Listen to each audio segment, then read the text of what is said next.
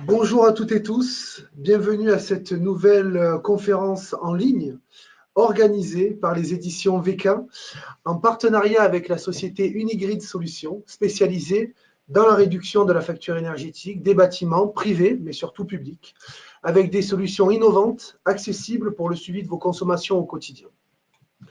Aujourd'hui, nous sommes très heureux de vous proposer cet événement sur le thème du défi énergétique dans le secteur public. Nous évoquerons de manière très précise la manière de maîtriser sa facture énergétique pour réaliser des économies budgétaires qui sont substantielles. Et puis, nous expliquerons comment ces efforts doivent être aujourd'hui déployés dans le cadre d'un projet Smart City, ces villes intelligentes, impossibles à réaliser sans un projet environnemental et numérique global. Nos experts sont là pour apporter leur retour d'expérience et se feront un plaisir de répondre à l'ensemble de vos questions. Pourquoi cette webconférence aujourd'hui? Deux raisons principales.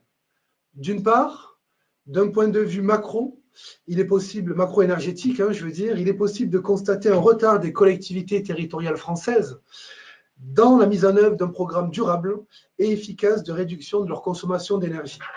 On le sait, il y a eu plusieurs programmes, qu'il s'agisse du plan climat-énergie, du plan de rénovation des bâtiments. Le respect par la France de ces engagements demeure encore aujourd'hui décevant. L'enjeu est à la fois donc environnemental, budgétaire, mais surtout sociétal. On le sait, le Conseil économique, social et environnemental a d'ailleurs émis un avis qui se présente comme une véritable mise en garde sur le retard accusé dans ce secteur par les structures publiques.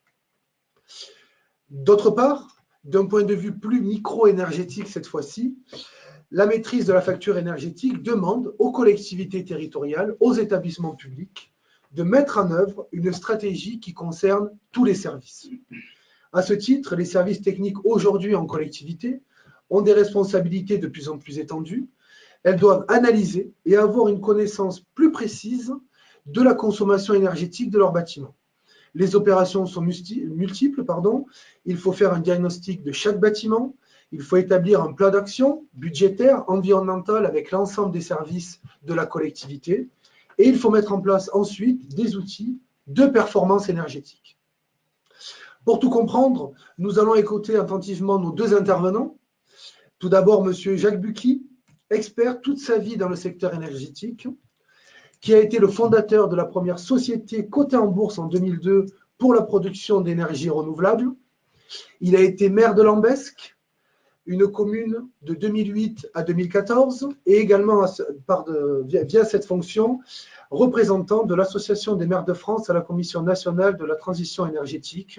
Et enfin, il est le fondateur de la Smart Building Alliance, l'ambassadeur plus exactement. Donc, on peut voir évidemment ici un profil plus que complet pour vous éclairer sur ce sujet qui a suscité de nombreuses questions. Enfin, nous écouterons M. Joël Rondeau, directeur technique de la ville d'Oraison et responsable de la transition énergétique des bâtiments publics. Au cours de cette webconférence, vous pourrez poser vos questions via la fenêtre questions que vous pourrez voir dans l'interface GoToWebinar sur la droite de votre écran.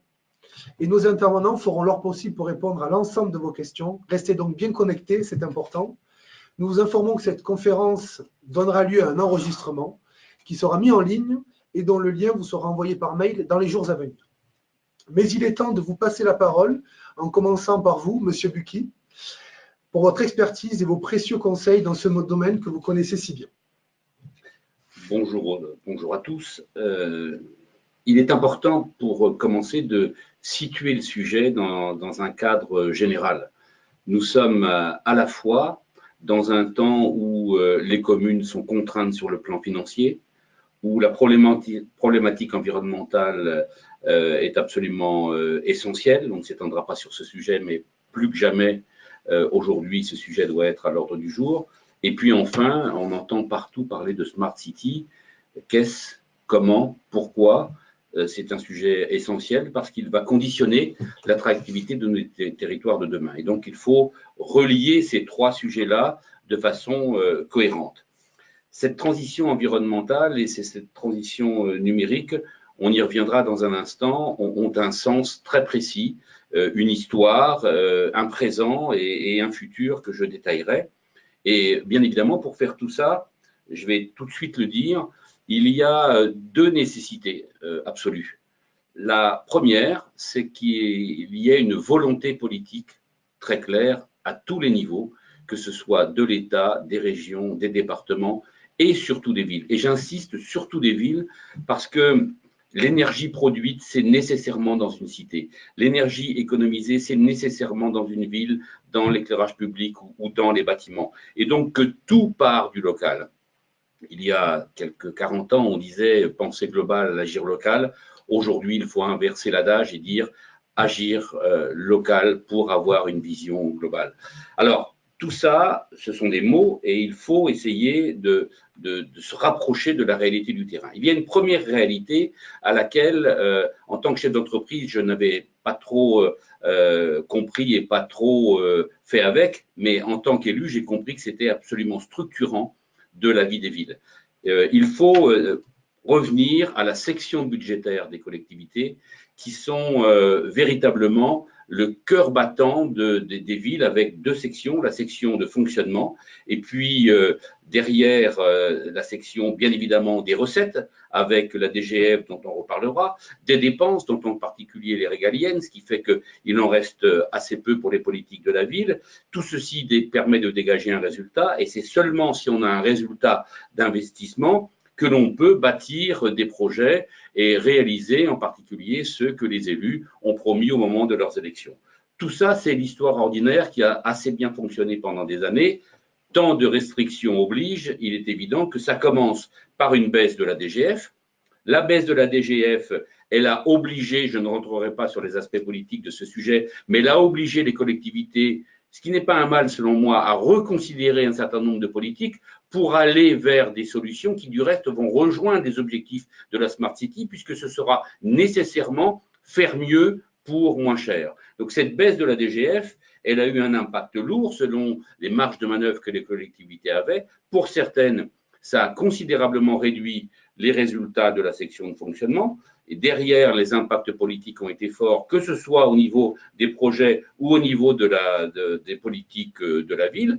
Et les maires n'aiment pas que l'on touche à leurs projets, n'aiment pas que l'on touche à leur politique de la ville, et ils aiment encore moins que l'on ait la hausse des impôts pour essayer de régler ce problème-là. Donc, tout ça, c'est une situation à laquelle ont été confrontés l'ensemble des maires de France. Là où tout ceci devient intéressant, c'est que si on pousse et on pousse pour essayer de trouver des solutions, bien évidemment, on en trouve en interne. Bien évidemment, on peut faire des économies, et ça, c'est parfait. Mais il y a une ligne que j'appelle la ligne magique, qui est celle de l'énergie. La ligne de l'énergie, elle est magique parce qu'au fond, elle est vertueuse dans les deux champs, celui des dépenses et celui des recettes. Par expérience, je côtoie beaucoup d'élus, par expérience, je constate que dans beaucoup de villes, il y a une méconnaissance du potentiel énorme de production d'énergie renouvelable. Le vent, le soleil, la biomasse, les toits, les champs, les ombrières, les parkings, il y a plein de potentiel. Et souvent, les élus cherchent à faire des études complexes pour essayer de savoir où ça se situe, alors qu'il ne faut pas dépenser 1 euro. Il faut simplement mettre autour d'une table les élus qui connaissent parfaitement la ville, le service de l'urbanisme, les services techniques, et avec du bon sens, on sort le plan, on regarde la ville et on découvre qu'il y a plein de potentiel. Et ça permet de générer des recettes, soit sous forme de loyer, soit sous forme d'IFR, ce sont les taxes, soit sous forme de dividendes. Il y a plein de solutions possibles, je n'ai pas le temps de rentrer dans ce détail, mais il est important, je fais quand même une petite remarque, il est important pour tous les élus qu'ils soient extrêmement vigilants aux solutions qui leur sont proposées. Je racontais l'histoire de Lambesque, ma ville, où tout le monde proposait une solution qui rapportait 180 000 euros à la ville. En y réfléchissant au modèle juridique et financier, on a trouvé un modèle qui rapportait 1,5 million. Donc, ne laissez pas les grands sachants vous imposer leur modèle. Ils sont puissants, ils sont compétents, ils ont plein d'atouts, mais c'est vous qui devez être critique pour aller chercher la bonne solution. Donc, trouvez des recettes d'énergie renouvelable, et puis on va y revenir. Consommez moins dans l'éclairage public, consommer moins dans les bâtiments. J'y reviendrai de façon plus précise dans un instant. Tout ça permet à nouveau de retrouver des marges de manœuvre et de revenir à une stabilité ou mieux et de repartir sur les bases d'avant. Parlons maintenant de cette convergence des transitions qui va progressivement nous conduire vers les économies et en même temps vers la Smart City. On vient de ce monde-là, celui qui est noir, celui qui est gris, avec les fumées, les centrales, les problèmes que vous connaissez. Je ne m'étends pas, tout le monde connaît ce sujet-là. Ça, c'est le monde d'avant. On n'a pas pu faire autrement et donc il faut faire avec. Mais on va vers le monde d'après, le monde qui débute aujourd'hui et qui commence à se construire dans chacune de nos cités. Où on va passer d'un monde où l'énergie venait d'ailleurs, pas chère et sans qu'on comprenne trop comment, à un monde beaucoup plus près de chez nous, dans lequel on va produire, on va également stocker, on va récupérer, on va gérer de façon différente, puisque nécessairement le modèle économique ne peut pas être le même d'une centrale qui part de loin à un compteur qui est dans votre maison. Si demain il y a des gens qui localement produisent, stockent, s'effacent, distribuent et gèrent tout ça, il faut trouver un modèle économique qui aille avec. Et donc, cette évolution à la fois de la production locale et en même temps, du moins, du partagé et du s'effacer, vont obligatoirement conduire à mesurer toutes ces dimensions de consommation, de paiement et autres. Et donc, progressivement, on voit la nécessité d'apparaître des solutions numériques qui vont permettre de faire tout ça. Il y a cette logique-là qui est structurante et qui est la première pierre de ce que je vais appeler plus tard l'épine dorsale numérique. Mais c'est important d'avoir cette vision-là. On part de ce monde-là, on vient vers celui-ci et on en profite. Je m'arrête là-dessus. On en profite dans la ville pour à la fois faire des économies d'énergie et mettre en place, sous certaines conditions que je préciserai, la structure numérique de la ville qui va permettre, on y reviendra aussi, la fluidité des usages. Au passage, je vais évoquer la parité, simplement pour attirer l'attention de tous ceux qui nous écoutent sur le fait que nous sommes à ce point de parité aujourd'hui, c'est-à-dire un point où le coût de l'énergie achetée sur le réseau est pratiquement le même que celui que nous sommes capables de produire. Qu'on soit là, c'est bien, mais ce qui m'importe beaucoup, moi, c'est de savoir l'après. Et si on continue, comme c'est certain, dans cette direction-là, ça veut dire que dans quelques temps, on va se retrouver avec des solutions extrêmement intéressantes qui, localement, vont nous permettre de produire. Derrière ça, de nouveau, il y a des perspectives qu'il faut avoir à l'esprit. Qui dit production locale dans ces conditions-là, ça veut dire économie. Qui dit production locale et partage, par exemple, via l'autoconsommation avec ces solutions-là, ça veut dire nécessairement compter et gérer. C'est la blockchain qui intervient, c'est encore une fois du numérique. Bref, j'indique ce point de parité parce qu'il doit nous obliger, et je conclurai sur ce point en tous les cas pour ça, nous devons changer notre façon de penser l'énergie sur les territoires à partir d'un modèle nouveau. Justement, il y a déjà des nouvelles avancées dans ce domaine, puisqu'on connaît aujourd'hui des collectivités qui ont développé de l'autoconsommation et de l'autoproduction. Est-ce que vous savez aujourd'hui où en sont les collectivités territoriales françaises dans ces engagements énergétiques et dans ce chemin vers l'autoconsommation? Est-ce que ça touche que les collectivités du Sud parce qu'elles ont davantage de soleil? Est-ce que ça touche que certaines collectivités parce qu'elles ont davantage de budget? Ou est-ce qu'on peut, à un petit niveau, à tous les niveaux territoriaux, construire un projet d'autoconsommation? Alors, je vais faire court parce que le temps nous est compté. On peut partout faire. D'accord. Partout. On en fait à Amsterdam. Dès lors où on en fait à Amsterdam, on peut en faire à Lille et comme on peut en faire bien évidemment à Marseille. Et une nouvelle fois, je reviens sur ce point-là pour dire que le problème n'est ni de savoir où on se situe, ni de savoir comment on fait. Se situer, je viens de parler d'Amsterdam, on sait faire partout. Comment on fait? Il y a des acteurs qui savent faire. L'important, c'est la volonté politique. C'est fondamental. S'il n'y a pas ça, on n'avance pas. Pour répondre précisément à la question de l'autoconsommation, elle est complètement d'actualité. La dernière loi qui est en train de se préparer va probablement enfin résoudre un problème important, c'est que autoconsommer, le mot est simple. Dans la pratique, c'est pas bête du tout de pouvoir produire en masse et de distribuer partout. Dans la pratique aujourd'hui, la loi limite le champ et on est limité derrière un poste de distribution à finalement une zone extrêmement petite, ce qui ne simplifie pas du tout le fonctionnement. Il y a des raisons pour lesquelles ça ne va pas vite. Je n'ai pas le temps de parler du TURP et des tarifs, mais tout ceci fait qu'on avance à petits pas, mais on avance malgré tout assez vite. Et je crois que dans le prochain mandat, beaucoup d'élus vont s'arrêter sur ces sujets-là parce qu'ils vont non seulement, dans un premier temps, pouvoir produire pour la cité, mais également pouvoir contribuer à des développements de projets citoyens qui vont leur permettre à ces citoyens de faire des économies. Parfait. On passe donc à votre autre thématique, en effet, sur la vision dans l'espace et la durée, sur les conditions nécessaires pour construire la ville de demain. Alors, ce n'est pas le sujet du jour, mais c'est vrai que cette notion de Smart City mériterait un développement. Il faudrait 1 heure, donc on ne le fera pas aujourd'hui. Je vais simplement m'arrêter à quelques notions simples. La première, c'est derrière le mot Smart City, tout le monde y met n'importe quoi. Pas n'importe quoi, chacun y met son sujet et il peut être très noble. Simplement, la Smart City, c'est quelque chose d'extrêmement précis. Qu'est-ce qu'une Smart City? Comment on fait une Smart City? Tout ça, ça ne s'improvise pas. Il y a des logiques extrêmement précises qui s'appuient sur des éléments que je vais évoquer. Mais une image, mes chers, pour essayer d'expliquer ce qu'est la Smart City, au fond, c'est celle de nos smartphones.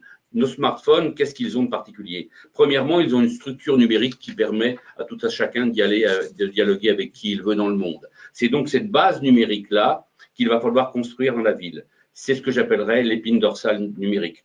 La deuxième chose importante du smartphone que nous avons, c'est que dessus, nous y avons les applications que nous souhaitons. Et ça, c'est très important parce que pour la Smart City, après avoir parlé de l'épine dorsale numérique qui permet de faire, les usages sont ceux qui sont dédiés soit à la cité pour faire un certain nombre d'économies, parce que la Smart City, c'est de façon vertueuse nécessairement faire mieux pour moins cher.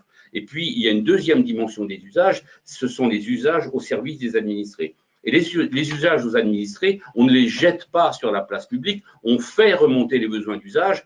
Comme sur nos smartphones, on a nos propres applications, il faut que les applications développées par la ville répondent à un certain nombre de besoins. Ça, c'est le deuxième volet de la Smart City. Après l'épine dorsale, la bonne gestion des usages. Et puis enfin, il y a un gisement considérable, ce qui va remplacer l'or, ce qui va remplacer le cuivre. Eh bien, demain, ce sont les données.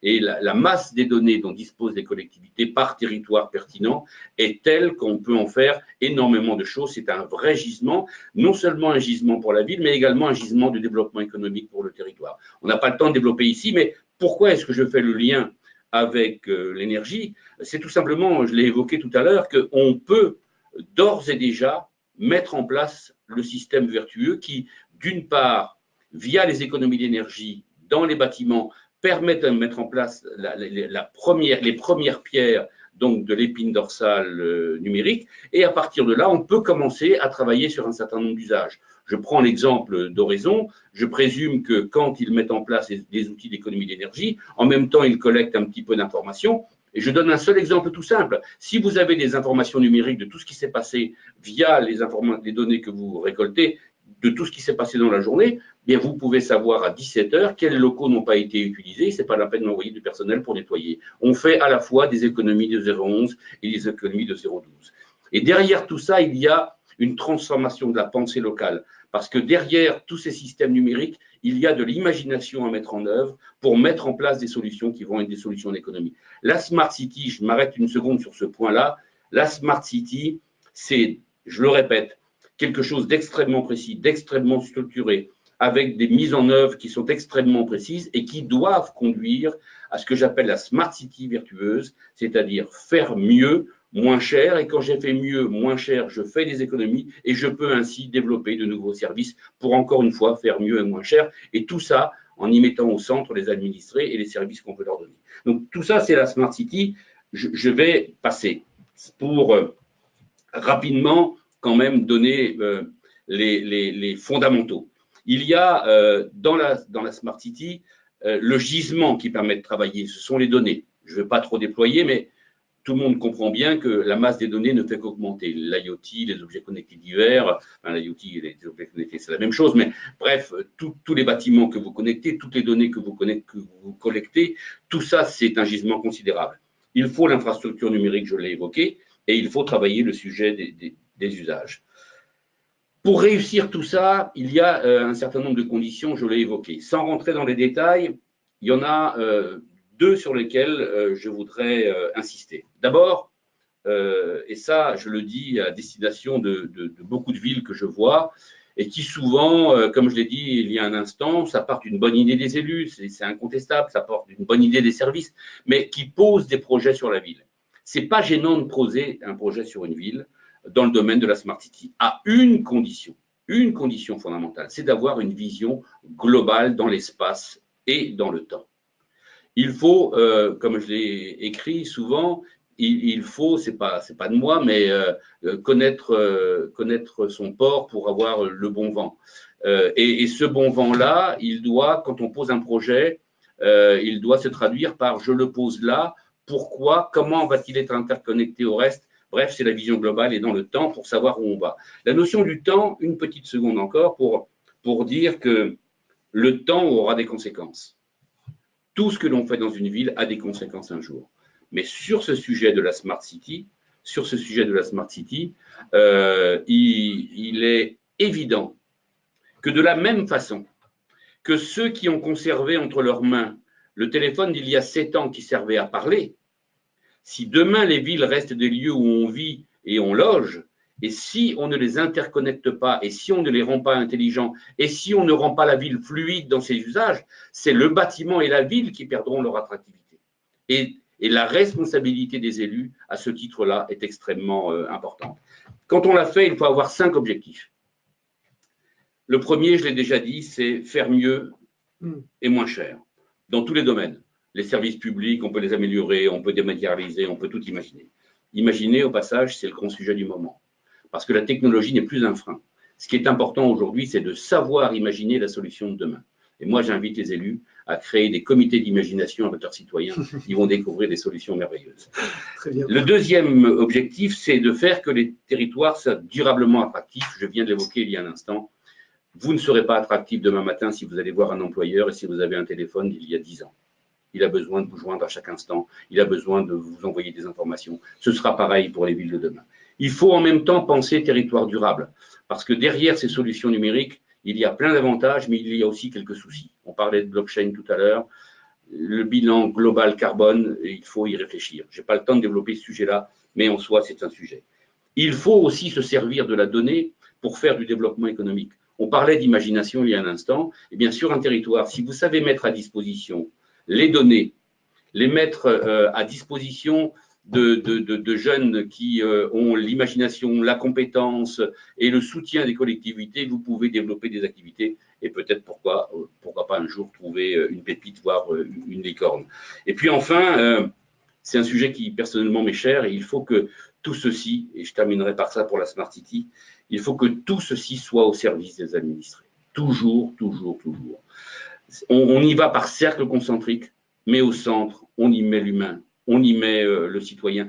C'est non seulement sur le plan de l'éthique, de la morale, de la conviction, employons le mot qu'on veut, quelque chose de fondamental, mais en même temps, c'est la condition de la réussite. On ne peut pas réussir contre le citoyen, on ne peut pas réussir contre l'homme. Donc ça, ce sont les nécessaires visions et les nécessaires objectifs. Pour réussir tout ça, il faut, je l'ai dit tout à l'heure, structurer la mise en œuvre. Et c'est aujourd'hui, je le dis comme je le vis, comme je le vois, c'est ce qui fait défaut à pratiquement toutes les villes.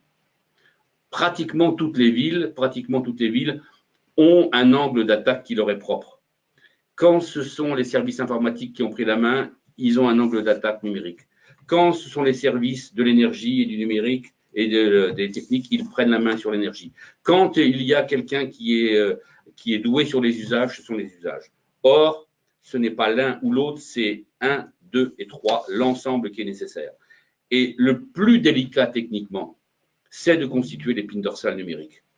Je n'ai pas le temps de rentrer dans les détails, mais l'espace dans lequel on va pouvoir se déplacer et vivre de façon continue et fluide, l'espace de la cité, eh bien, pour que cela puisse fonctionner, il faut nécessairement qu'à l'extérieur, on développe un certain nombre d'outils. Je n'ai pas le temps de détailler LoRa, Wi-Fi, tout type de réseau de proximité et sur les places et dans les rues, mais il faut aussi qu'il y ait continuité à l'intérieur.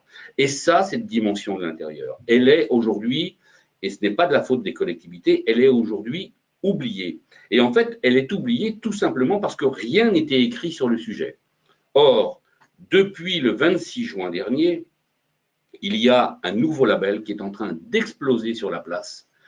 J'étais hier avec la ville de Marseille, ils disent aujourd'hui R2S, R2S, R2S, Aix-en-Provence, R2S, R2S, R2S, et vous regardez en Europe ce qui se passe aujourd'hui, tout le monde va R2S. Qu'est-ce que c'est R2S? C'est tout simplement, pour faire très court, un label qui dit avec précision, et j'y reviendrai, non seulement comment on construit le bâtiment pour qu'il soit demain connecté et connectable, avec au centre une dimension d'interopérabilité, mais on dit également comment on le gère, quelles sont les contraintes, quelles sont les précautions. Donc c'est véritablement un label qui prend globalement le sujet tel qu'il est et qui permet aux promoteurs, aux villes, de construire selon un modèle qui fera que demain, leur ville sera entièrement connectée et pas simplement dans les rues. Le R2S dans les bâtiments, l'éclairage est un support excellent à l'extérieur, les réseaux, j'en ai parlé, je passe sur cet aspect des choses. Concernant justement l'efficacité énergétique et la dimension connectée de ces bâtiments, quels sont ces objets qui deviennent en fait potentiellement communicants? Vous évoquez en effet plusieurs outils. Est-ce que sur le slide suivant, vous évoquez sans fil, sans pile? Est-ce que vous pouvez apporter un éclairage là-dessus concrètement sur ces nouveaux outils de connexion? Alors, je disais tout à l'heure que ce n'est plus la technologie qui était un frein. C'est la preuve. C'est la preuve. La technologie n'est plus un frein. Et au fond, l'image la plus simple que je puisse donner de ces solutions, qui vaut pour les particuliers, pour les bâtiments collectifs, pour les copropriétés, pour les bâtiments publics, ça vaut pour tout, part d'un constat que tout le monde peut faire. C'est que nous avons tous la volonté d'être vertueux sur le plan des consommations énergétiques. Mais moi, je suis ici à Paris. À l'heure où je vous parle, je ne gère pas ce qui se passe chez moi. Et pourtant, je suis parti, il ne faisait pas beau. Aujourd'hui, il fait beau. À l'intérieur de la maison, je n'ai pas changé un bouton. Je peux bien sûr avoir une GTB avec des piles, des câbles et des machins qui tombent en panne. Et tous les matins, me réveiller en disant, tiens, je programme ça, je programme ça, je programme ça. C'est invivable. La technologie, aujourd'hui, elle permet de remplacer nos yeux et nos sens par des capteurs qui sont posés dans l'endroit où on vit, qui sont posés dans le bâtiment et qui remplacent nos sens et qui donnent l'information température, présence, humidité, etc., etc. Bref, tout ce qui est nécessaire. Et comme l'application sur votre smartphone, eh bien, il suffit d'avoir dématérialisé un logiciel qui utilise des algorithmes et un peu d'intelligence artificielle pour à la fois analyser ce qui se passe dans l'instant, mais également, c'est ça l'intelligence artificielle, en tous les cas, le bon usage, qui permet en même temps, après analyse de ce qui s'est passé depuis des mois dans un local donné, de savoir par exemple que pour ce qui me concerne, moi je pars tous les jours à 7 h du matin, que je rentre à 20 h, et c'est pas la peine de chauffer à 20 degrés pendant ce temps-là. On peut baisser la température de 3 degrés, 1 degré c'est 7%. Si on joue sur les intermittences du jour et les intermittences de la nuit, vous voyez qu'on gagne rapidement 20 à 25%.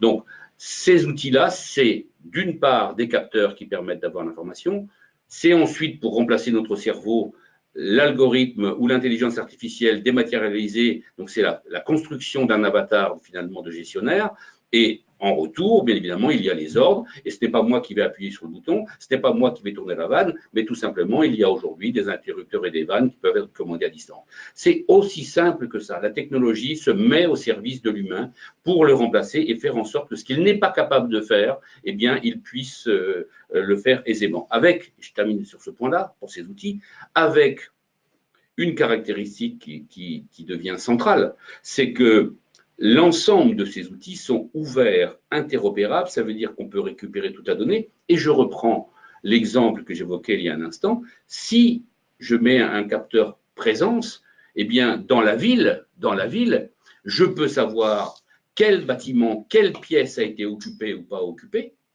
Et donc, je peux, par exemple, faire cette économie d'usage d'un nettoyage qui ne sert à rien. Justement, sur cette question des différents outils, Monsieur Rondeau, parmi les outils évoqués par Monsieur Bucchi, dans le cadre de la ville d'Oraison, vous avez travaillé de près donc, avec la société Unigrid Solutions sur ces différents outils. Est-ce que vous arrivez à tous les utiliser? Est-ce qu'il y en a que vous utilisez davantage que d'autres? Quand on a à l'écran donc toutes ces questions des systèmes dynamiques, solaires ou thermiques. Ouais. Alors bonjour à tous déjà. Bon, je suis plus technique qu'orateur, donc il faudra m'en excuser. C'est vrai que parmi tous les enjeux que sont confrontés les collectivités territoriales, il y a ceux des énergies consommées qui est très important. L'électricité, le gaz, le fioul, et j'en passe, c'est des meilleurs. Ces dépenses sont nécessaires au fonctionnement des bâtiments et au confort des usagers. Leur coût d'achat, comme chacun le sait, ne va pas se réduire et leur masse budgétaire, bien entendu, va, elle, augmenter. Il faut penser économie d'énergie dès la conception des bâtiments ou leur rénovation. Et aujourd'hui, on a un gros avantage, c'est que des câblages réseau, il y en a quasiment partout dans les bâtiments. Et ça va permettre de collecter un certain nombre d'information. Alors, c'est vrai que les objectifs, ça va être de s'orienter vers la récupération aisée de toutes les informations dont on peut disposer dans un bâtiment, de permettre d'optimiser, et là je rejoins tout à fait M. Bucchi, l'occupation des locaux, anticiper les coûts, et là où c'est très important, c'est détecter les dysfonctionnements. Alors, tout le monde a en tête la chasse d'eau qui fuit. Bon, c'est vrai que c'est après, au sein des services techniques, c'est une information qui remonte et qui est résolue assez rapidement parce que ça se voit. Mais par exemple, vous prenez un groupe de sécurité de chauffe-eau qui fuit ou une électrovanne d'arrosage qui fuit, là, vous arrivez à des dépenses imprévues qui ne sont pas anodines. Donc, le fait de mettre un certain nombre de capteurs dans les bâtiments va permettre de détecter tous ces dysfonctionnements et de se rapprocher, disons, d'un bâtiment communicant. Très bien. Je reviens à vous, Monsieur Bucchi, puisque vous l'évoquez à travers ce slide dont la gestion de l'efficacité énergétique est obtenue via l'installation de ces nouveaux outils, de ces nouveaux capteurs, de cette nouvelle technologie. Vous évoquez un bon sens, plus les technologies, plus l'intelligence, plus l'humain. Ça fait l'addition de plusieurs facteurs. Vous avez proposé donc un schéma représentatif entre l'équilibre qui peut se faire, ou du moins les différences entre les niveaux de consommation durant les heures de la journée. Est-ce que vous pouvez nous apporter un éclairage sur ce graphique? Alors, deux choses par rapport à ce sujet. Je vais répondre à votre question, mais je vais profiter de ce que vient de dire Joël pour faire une remarque des avancées que permet le numérique.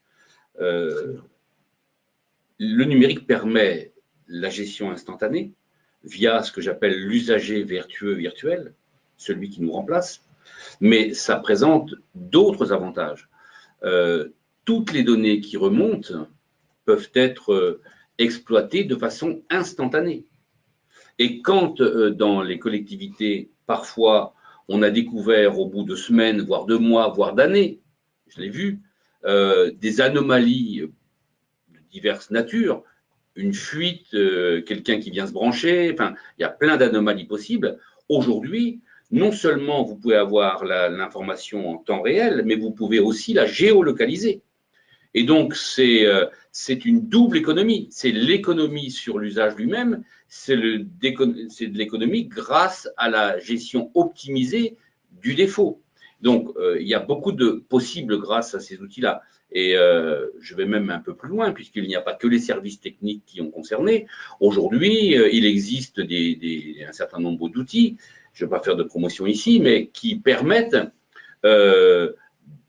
d'aller rechercher tous les mois, sans même qu'un agent s'en occupe, toutes les factures chez tous les fournisseurs, de les récolter, de les analyser, de sortir des synthèses, de sortir des comparaisons. Et pratiquement aujourd'hui, il suffit d'être à sa place, on reçoit tout pour analyser et on apporte de la valeur ajoutée. Le temps consacré par l'agent n'est pas du temps à courir d'un bâtiment ou un autre, n'est pas du temps pour relever un certain nombre de factures, c'est du temps pour analyser la donnée et donner de la valeur ajoutée. Donc il y a de l'économie de main-d'œuvre et de l'intelligence en plus. Très bien. On revient sur le graphique? Oui. On fait une petite analyse, Monsieur Bucchi, de ce graphique? C'est lequel? C'est celui relatif à la consommation en fonction des heures de la journée? Oui, ça c'est extrêmement simple, tout le monde va le comprendre. Le trait rouge, c'est ce qui se passe quand on ne fait rien. C'est-à-dire que la nuit, on consomme moins. À partir de 6h, 7h du matin, on se lève, c'est la courbe rouge. On consomme plus. Il y a la pointe vers 19h. Et puis ensuite, on revient à la nuit. Eh bien, ce que fait le gestionnaire, l'usager vertueux virtuel, c'est que quand arrive le soir, il sait qu'on va dormir, qu'il faut réduire la température, qu'on peut réduire la température de 2 ou 3 degrés. Donc, un petit peu avant, puisqu'il y a l'inertie des bâtiments, eh bien, il baisse la température. Et puis, quand on revient le matin, eh bien, on voit vers 6-7 heures que là, c'est l'inverse, il faut rattraper un tout petit peu. Alors, bien évidemment, d'aucuns disent, mais quand on pousse en température, forcément, on gaspille un peu d'énergie. Oui, mais globalement, on en consomme beaucoup moins. Je cite toujours le premier exemple que j'ai vécu, celui du Club Med à Opio, où en mettant en œuvre cette gestion de l'intermittence, mais pas que, c'est pas que ça. Je ne vais pas rentrer dans le détail là, mais c'est aussi, par exemple, quand dans un bâtiment, vous ouvrez la fenêtre, vous coupez le chauffage de façon automatique. Beaucoup de villes font ça aujourd'hui. Quand vous additionnez tout ça, Le Club Med d'Opio, je ne fais pas de pub, ils ont installé l'outil, ils ont gagné 40% sur la facture énergétique, sans changer le confort, sans changer les usages. Donc, entre 20 et 40%, c'est l'économie Tout dépend du point de départ. Énergétique qu'on peut escompter grâce à ces outils qui demeurent accessibles. Le strict minimum, c'est 15%. Mais ce qui est important aussi de dire pour les élus et les services, c'est que les villes et les élus ont une constante de temps qui est le mandat. Des solutions amortissables en 30 ans, ça n'intéresse pas beaucoup d'élus. Ça, ce sont des solutions amortissables en 2 ans, 3 ans maximum. Très bien. Donc, on a un slide que vous pourrez voir en effet sur les différents capteurs et les différents domaines, donc à différents niveaux sur lesquels ces capteurs peuvent agir. Donc, on a le comptage eau, gaz, électricité. Vous avez évoqué également la présence par rapport au mouvement, la pression, la position, la lumière, la température. Évidemment, tout ce qui est consommation, dioxyde de carbone, gaz, humidité. Très bien. Ensuite, donc, vous avez évoqué l'usage vertueux virtuel. C'est ce que vous avez précisé. Donc, tous nos participants à la webconférence pourront, à travers ce slide, retrouver donc, des analyses et des détails encore plus précis sur les propos de M. Bucchi. Je voudrais, avant de vous relaisser la parole, M. Bucchi, poser une question à nos participants. Ces questions prisées pour connaître un petit peu leur avancée au sein de leur structure. À travers cette question, donc, votre structure s'est-elle engagée chez vous, dans votre collectivité ou votre établissement, dans un processus de réduction de sa facture énergétique? C'est pour connaître un petit peu aujourd'hui à date, avec l'ensemble de nos inscrits, de nos participants, donc le niveau d'avancée en interne sur le plan donc, de la réduction de la facture énergétique. On vous laisse quelques secondes pour répondre.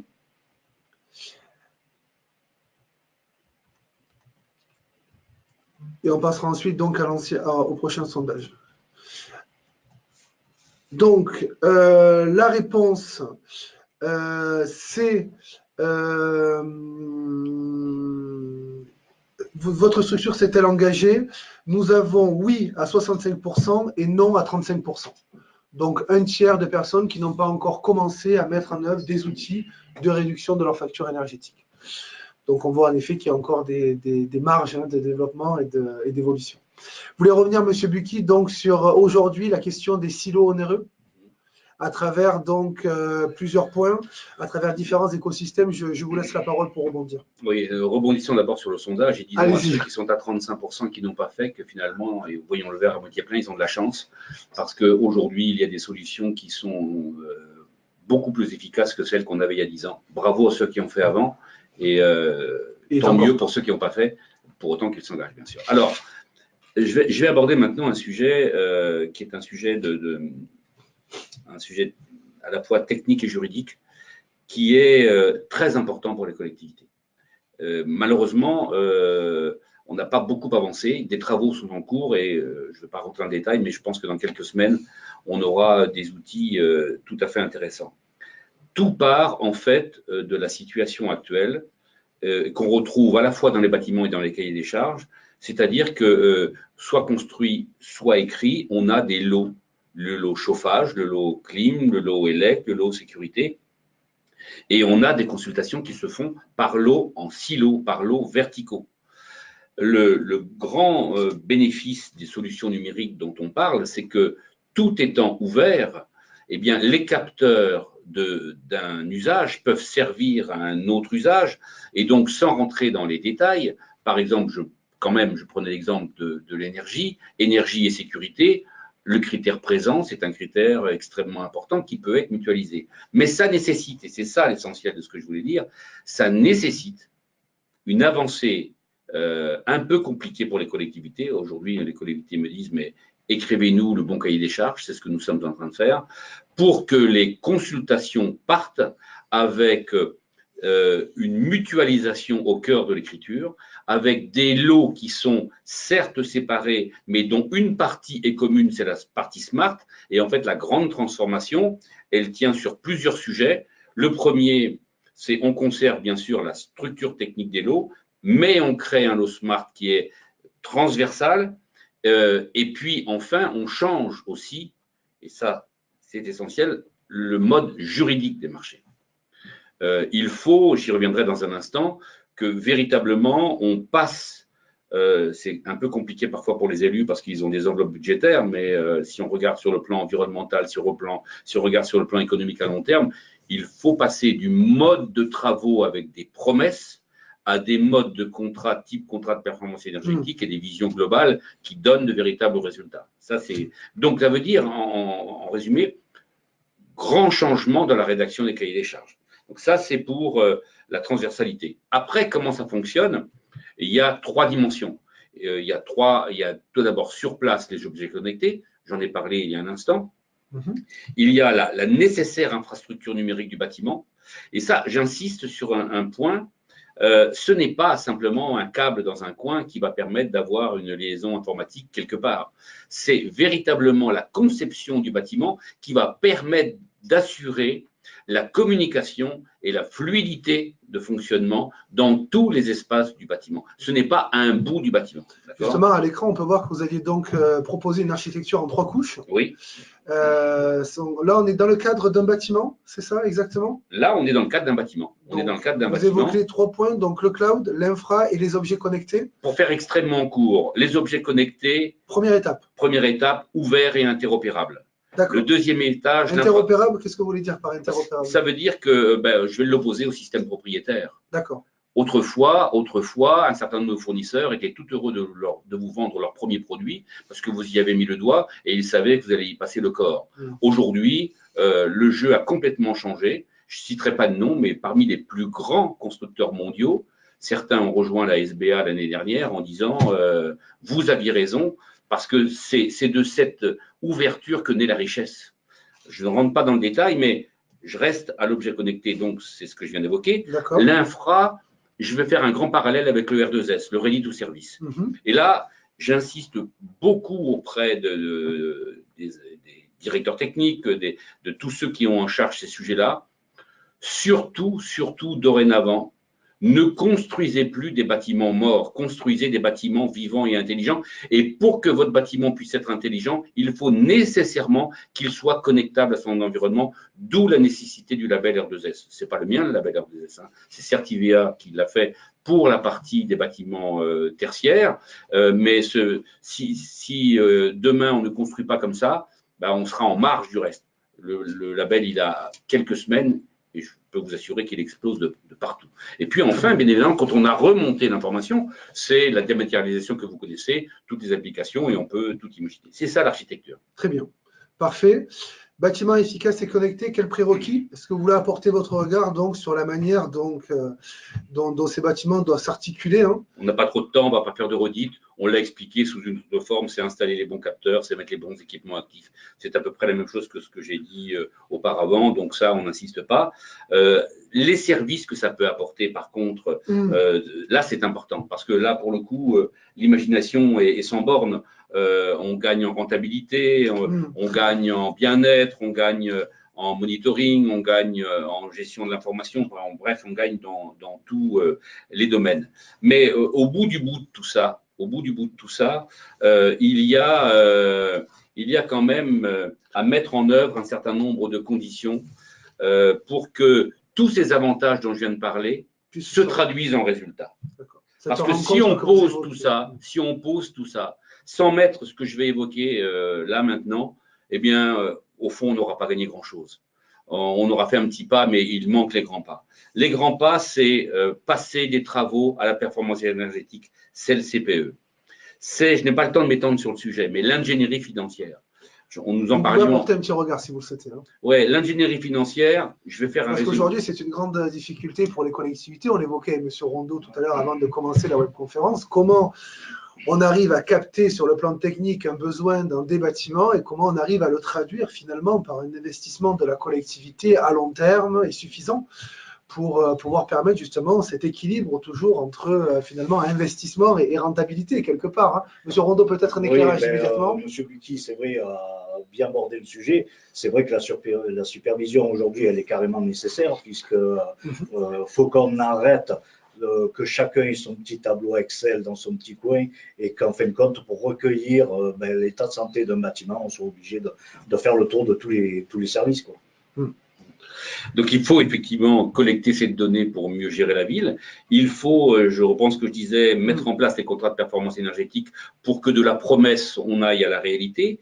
Il faut de l'ingénierie financière, j'y reviens, et là, c'est un sujet tellement vaste qu'il faudrait là aussi 1 heure, mais je cite un exemple qui est fort dans les villes. On parlait de cœur de ville tout à l'heure, que peut-être certaines villes connaissent. Cœur de ville, vous avez plein de copropriétés, vous avez plein de bâtiments où il y a des logements dans des bâtiments collectifs. Eh bien, aujourd'hui, ce qui se dit sur la place publique, c'est que rénover des copropriétés, c'est compliqué, ça coûte très cher et les gens n'en veulent pas. Si on y ajoute de l'ingénierie financière, aujourd'hui, j'affirme là, qu'on peut rénover pour presque rien pour les villes, presque rien pour les copropriétaires, et c'est la même chose qu'on peut retrouver dans les bâtiments. Vous évoquez un plan d'aide de 14 milliards tout à l'heure, oui, mis à disposition par l'État, dont peuvent profiter, oui ou non, les collectivités et les structures, entre guillemets, parapubliques pour la rénovation énergétique de leurs bâtiments. Alors, c'est plus compliqué que ça. La masse des aides y est. D'accord. Mais je pense que tous les services des villes savent que c'est compliqué d'aller chercher cet argent-là.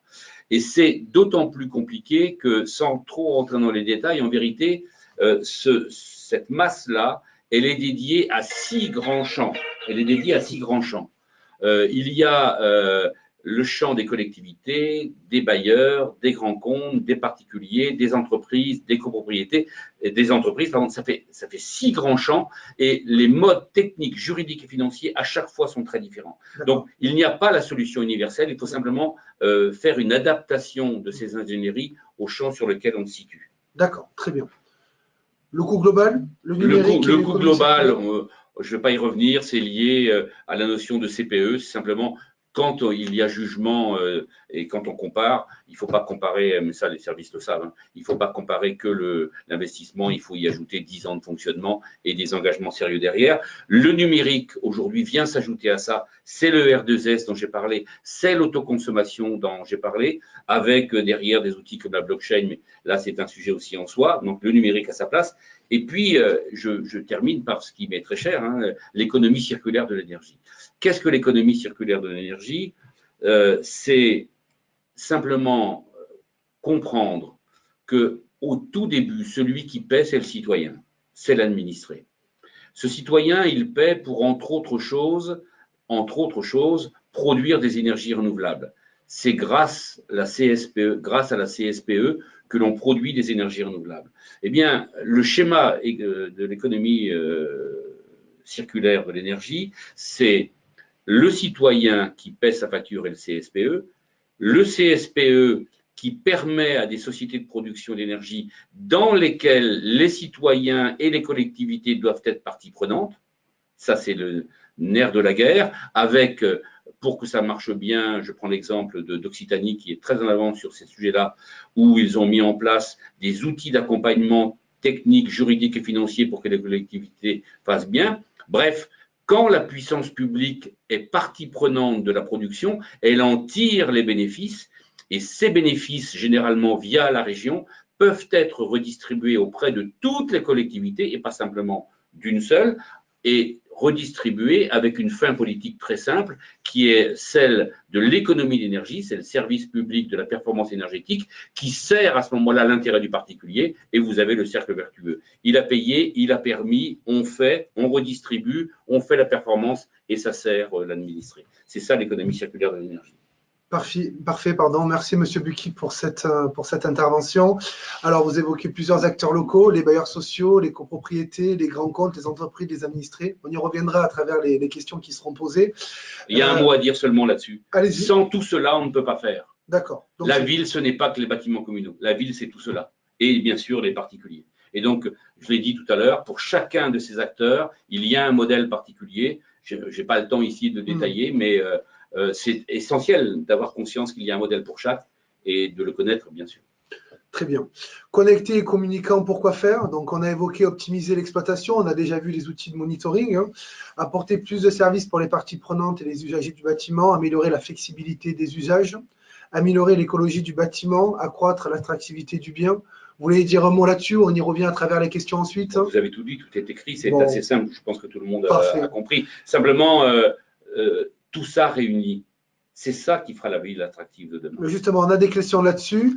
Je vais passer la parole à Monsieur Rondeau, Oui. donc directeur des services techniques de la ville d'Oraison, mais vous pourrez revenir, Monsieur Bucchi, hein, sur les différents points qui seront évoqués. On est plus dans le cadre d'un cas pratique, on parlait d'une dimension micro-énergétique, parce que vous allez nous apporter votre retour d'expérience, Oui. puisque vous avez eu la chance, et du moins la volonté, qu'évoquait Monsieur Bucchi tout à l'heure, d'installer des outils et de mettre en place un projet de réduction de la facture énergétique de vos bâtiments publics. Là-dessus, aujourd'hui, présentez-nous déjà dans ce premier slide les dépenses d'énergie au sein de la commune d'Oraison. Peut-être présenter la commune d'Oraison, combien d'habitants? C'est 6000 habitants, donc c'est une petite commune avec une crèche qui accueille 50 enfants, une école élémentaire qui en a 300, une école maternelle qui en a 200 Très bien. et un collège d'autres compétences qui est aussi présent sur la commune, et ce qui fait une bonne activité commerciale et de vie dans cette commune. Bon, parfait. Vous évoquez donc des dépenses liées aux énergies consommées, l'électricité, le gaz, l'eau, le fioul. Donc vous dites que ces dépenses sont nécessaires au fonctionnement des installations et au confort des usagers. Tout à fait. Et donc, leur coût d'achat, comme chacun sait, ne va pas se réduire avec le temps et leur masse budgétaire peseront de plus en plus. Et donc, il faut penser économie d'énergie dès la conception des projets et donc de s'équiper d'outils qui puissent permettre de recueillir un certain nombre d'informations. Déjà, de connaître en temps réel les énergies, M. Bucchi disait, c'est une nécessité. Après, ces outils vont permettre aussi, sur des périodes données, de pouvoir faire des synthèses et des petites analyses, de connaître en temps réel l'état des installations, de récupérer les données de la part de divers capteurs, d'actionner des commandes, bien entendu, puisque le but, c'est quand même qu'on maîtrise et qu'on dirige les bâtiments, et la gestion et le partage des informations récoltées. Et la récolte de ces informations, comment elle s'opère concrètement? Vous avez des outils au sein de vos services techniques pour recueillir ces données-là? Voilà. Donc on a, dans le cadre de la réhabilitation de notre crèche, installé un système, le système que proposait Nugrid Solutions. Ça permet d'avoir une supervision donc de tous ces états. Et nous pouvons répondre à beaucoup de préoccupations. Sur un bâtiment comme la crèche, avec ce type d'outils accessible, facile à mettre en place, combien sur la facture énergétique, combien d'économies avez-vous réalisé? Alors, vu que c'est rentré dans le cadre d'une réhabilitation, c'est vrai qu'aujourd'hui, on n'a pas eu le retour exact des économies réalisées. Mais vous arrivez à avoir des estimations assez concrètes sur les résultats potentiels? Par contre, je pense que d'ici l'année prochaine, avec la vie en deuxième année du bâtiment, là, on aura de véritables résultats et très prometteurs. De toute façon, j'en suis convaincu. Combien de personnes sont nécessaires pour pouvoir récolter, apprécier, analyser? Justement, voilà, c'est le but de cette supervision, c'est-à-dire qu'en plus, elle est pardon, excusez-moi, elle s'adapte à tous les protocoles informatiques qui peuvent exister sur le marché. Donc, ça permet de vraiment récupérer toutes les informations qu'on veut. Et à la limite, une seule personne suffit à tout ça. Très bien. Concernant la question, donc, on évoque plusieurs opérations pour pouvoir analyser la consommation énergétique de ces bâtiments. Souvent, on évoque plusieurs types d'opérations, faire un diagnostic de chaque bâtiment. Oui.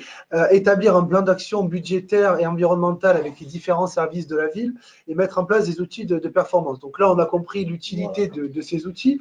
C'est-à-dire qu'aujourd'hui, si vous voulez, vous allez avoir un compteur électrique qui va être communicant, mais qui va donner un certain nombre de données. Par ailleurs, vous allez avoir un contrôle d'accès, après un autre compteur ou un autre capteur qui va donner une information. Et aujourd'hui, ce sont toutes des informations qui sont totalement séparées et diverses, qui font que malheureusement, pour pouvoir pouvoir, disons, s'en imprégner, ben, il faut absolument une énergie phénoménale, quoi. Et au niveau de la mobilisation des différents services de la ville, hein, on va parler de la volonté politique, des directions de services qui ont également dû intégrer ce type de projet. Combien de temps, voilà, sur un espace de durée, combien de jours ont été nécessaires pour pouvoir avoir cette idée de réduction des consommations et pouvoir mettre en place ces outils dans une ville comme Oraison, quelle est la durée pour installer ce type de solution? Aujourd'hui, on a équipé un bâtiment. L'objectif, ce serait bien entendu de pouvoir équiper nos plus gros bâtiments consommateurs d'énergie.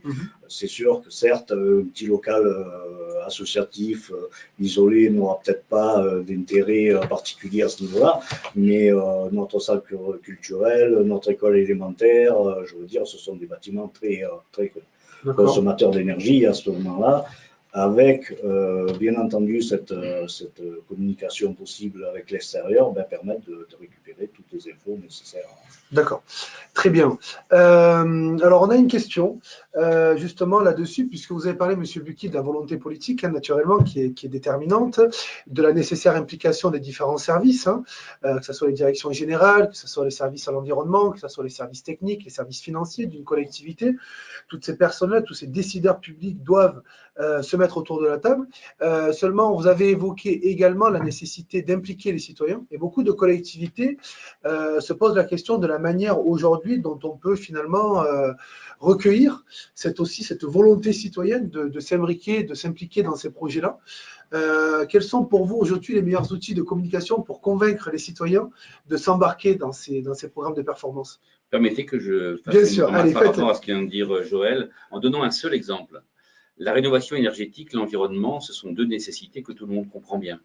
Les contraintes financières des communes également. Je vais citer deux exemples sans citer le nom des villes, ce sont des exemples vrais. D'accord ? Une ville qui décide de faire de la rénovation énergétique pour faire des économies et qui rénove 4 écoles, 4 grosses écoles.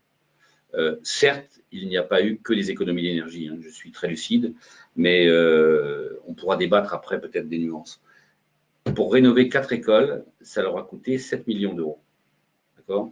Je connais une autre ville qui, pour faire 25% de gains énergétiques dans toutes ces écoles, 140 écoles. Pour 140 écoles, ils ont payé 3 millions d'euros. Cette équation-là, elle mérite réflexion. Parce que, à la fois, bien évidemment, il faut certainement rénover le bâti. Mais, eu égard à la problématique environnementale, il est urgent de baisser les consommations. Et je pense que ces deux sujets-là doivent être pensés au niveau des collectivités. Maintenant, pour répondre à votre question, je vais être direct avec vous. Moi, je prétends avoir une vision sur ce qu'est énergie et connaître les solutions. Mais là, on est dans le domaine du sociétal. On est dans le domaine du sociétal. Et je ne sais pas aujourd'hui vous dire comment on va chercher les besoins d'usage. La seule chose que je sais, c'est que ce n'est pas en restant dans son bureau et en décidant tout seul. C'est nécessairement en faisant appel aux acteurs représentatifs du territoire.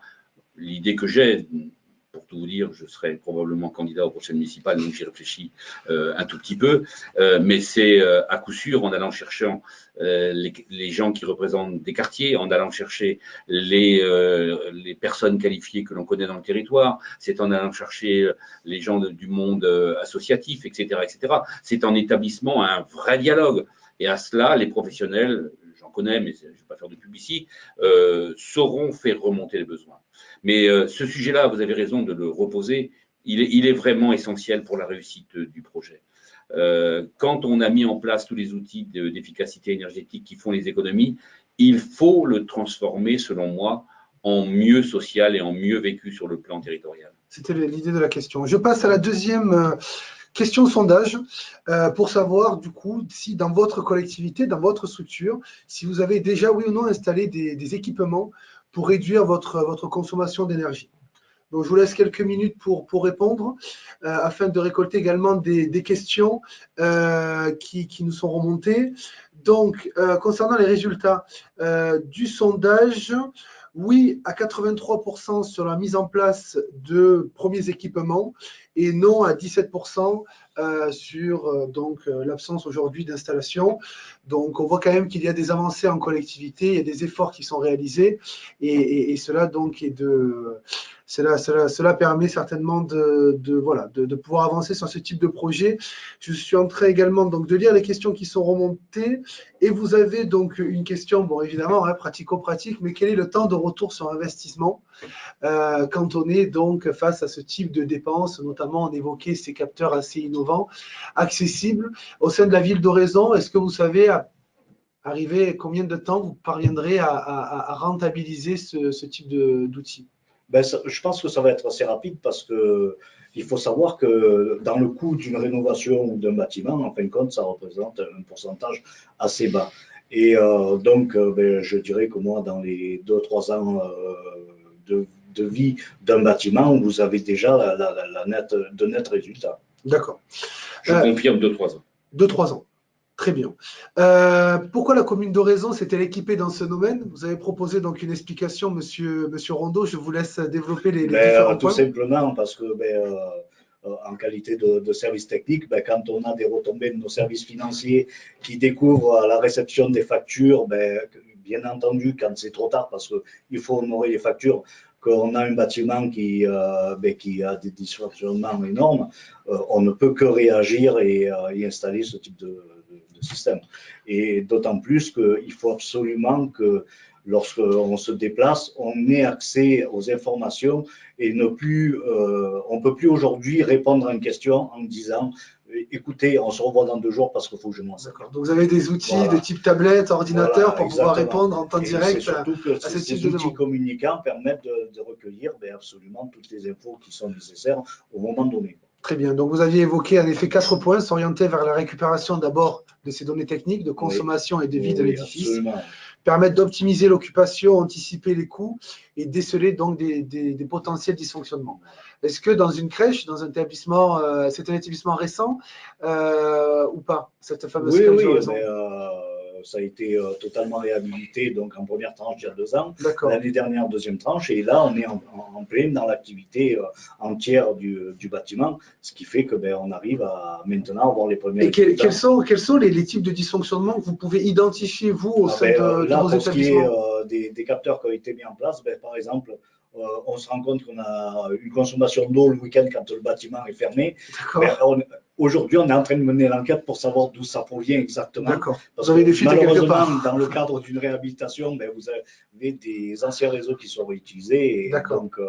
Mais je veux dire, après, c'est des consommations d'eau, également consommation électrique, parce que vous avez peut-être des éclairages qui demeurent alors que la structure est fermée. C'est-à-dire que de plus en plus de bâtiments sont équipés de systèmes d'éclairage automatique. C'est vrai, de manière à ce que ça s'éclaire quand les locaux sont occupés, par exemple. Mais quand vous avez une cellule qui est défectueuse, vous avez votre éclairage qui reste éclairé, lui, pendant.